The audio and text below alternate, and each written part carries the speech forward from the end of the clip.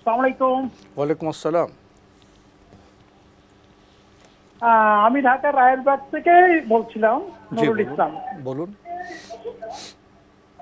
জি, এখন অনেক ফেসবুকে, ইউটিউবে দেখা যাচ্ছে যে আপনার ভাইয়ের সাথে বোনের এই জীবন এই জীবন পরে আর দেখা হবে না, কিয়ামতে আর দেখা হবে না। তাহলে এখন ভাইয়ের সাথে বোনের একটা হিসাব আছে, তো ঠিক মতো ভাগ করে দেয় না এই সম্পত্তি।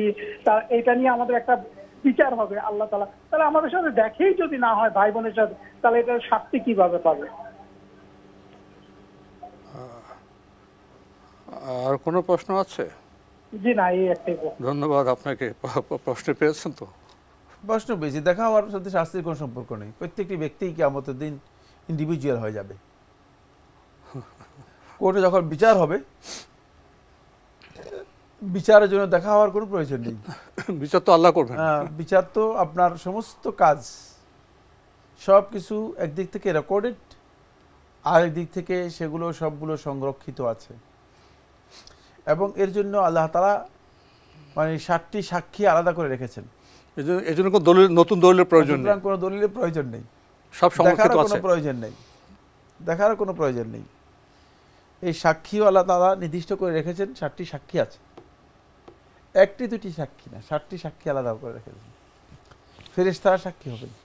সুতরাং সব কিছু আপনার আমলনামার মধ্যে, সহিফার মধ্যে সংরক্ষিত আছে এবং রেকর্ড করা আছে ডিসপ্লের মতো।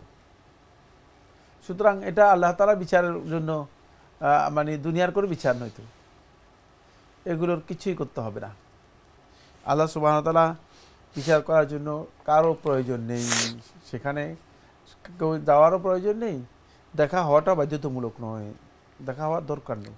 কিন্তু দেখা হবে না এই বক্তব্য সঠিক নয়। কোরআন হাদিস থেকে এই বক্তব্য বোঝা যায় না। কোরআন হাদিস থেকে বোঝা যায় ইল্লাল মুত্তাকিন আল আহিব্বা ইয়াউমাইযিন বা'দুহুম লিবা'দিন আদু ইল্লাল মুত্তাকিন। যদি তাকওয়ার উপর সত্যিকার লোকেরা প্রতিষ্ঠিত থাকে, তাহলে মুত্তাকিরা সেদিন কিয়ামতের দিন পরস্পরের সাথে সাক্ষাৎ হবে, কথা হবে, সাক্ষাৎ হবে, কথা হবে।